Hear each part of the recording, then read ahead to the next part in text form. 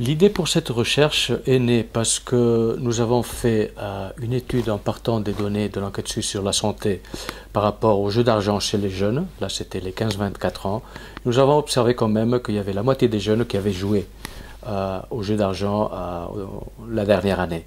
Et à partir de là, nous sommes intéressés plus aux adolescents et donc nous avons décidé de faire une enquête auprès des jeunes en gymnase et en apprentissage du canton de Neuchâtel. Cette étude comprenait à peu près 1000 jeunes entre 15 et 18 ans et les principaux résultats sont que plus d'un tiers, 37% d'entre eux, ont joué aux jeux d'argent dernièrement. Et parmi eux, il y a presque un 6% qui jouent de manière qu'on peut considérer à risque ou problématique. C'est très important de noter quand même que dans ce 37% de jeunes qui ont joué, 3/4 d'entre eux sont des mineurs, donc ils ont en dessous de 18 ans.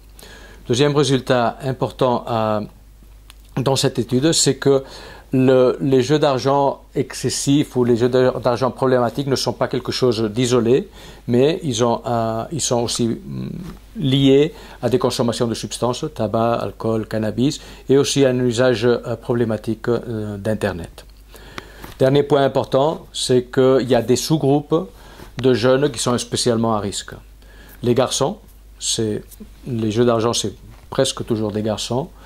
Les apprentis, beaucoup plus fréquemment que les étudiants, et les jeunes qui ne sont pas nés en Suisse, beaucoup plus fréquemment que ceux qui sont nés dans ce pays. Je pense qu'il y a plusieurs recommandations qu'il faut faire par rapport aux résultats de notre étude. D'un côté, informer à la population, surtout aux parents, que les jeux d'argent sont un problème important auprès des jeunes. C'est-à-dire, on sait par la littérature que quand on pose la question aux parents, ils considèrent rarement ou jamais que les jeux d'argent sont un comportement à risque.